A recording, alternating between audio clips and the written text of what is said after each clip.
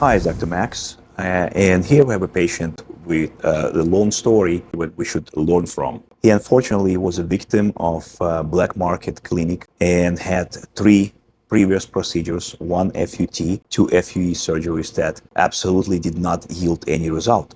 So after 3 failed hair restoration surgeries, he came to us to see whether I can help him to regain some density. Anytime we deal with failed procedures, repair surgeries, it is more complicated because every procedure will create scar tissue in both donor and recipient area.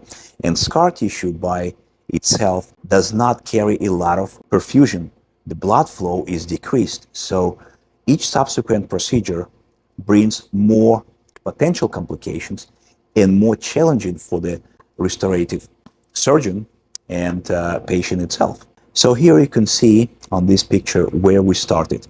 You can see there is some halo of the hair, but after 3 surgeries, there's absolutely 0 growth. That only means that whoever did the procedure, a lot of time, these procedures are delegated to unlicensed technicians, did not do the proper work. With me, we're actually having a 4th surgery today, and you can see the progress. So this is where we started, and this is the picture where we got after the 3rd procedure. So the goal today is to get the crown covered. The best coverage can be provided by the scalp hair only. There are other alternatives like body hair, facial hair, and the problem with both facial hair and body hair is the growing cycle is very different. For example, beard hair only remains in active growing cycle, what we call the anagen phase, for 1 year. It is comparison to the scalp hair, which remains in active growing cycle or anagen phase for 7 or 8 years. What that means that every year or so, this hair from the bearded area will go into the resting phase for 5 to 6 months. During this time period, does not give any coverage. Unlike the scalp hair that will grow for 7 to 8 years when it's healthy. So my first goal always to try to target scalp hair for the repair cases. At this point, our task is to harvest approximately 1,200, maybe 1,500 grafts. The more, the better coverage we can get. Everyone needs to learn.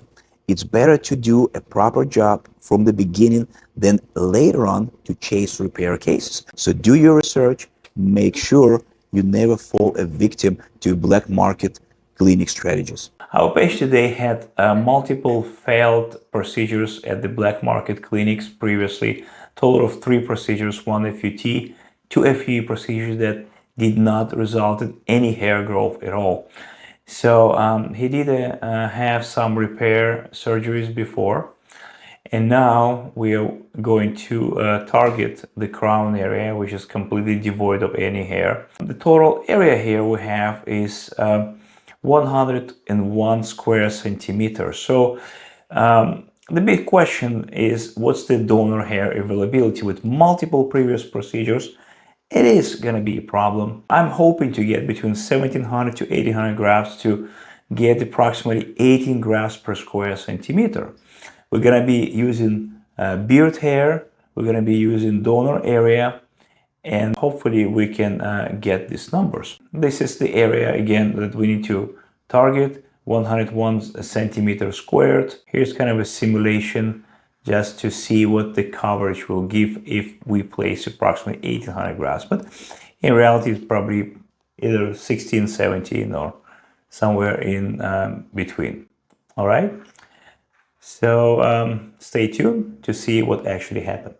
So we just finished a repair case, and as I mentioned before, repair cases are usually complex and prone to difficulties, and that's exactly what we had. Good thing I was able to get more grafts than was originally planned. Patient received 1,700 plus grafts. What we do to minimize ischemia of the grafts is to get patients, as soon as we're done with the surgery, straight in the hyperbaric chamber. In the chamber, he will get 800% more oxygen, but also facilitate healing and improve the graft survival rate. And that's why we do it.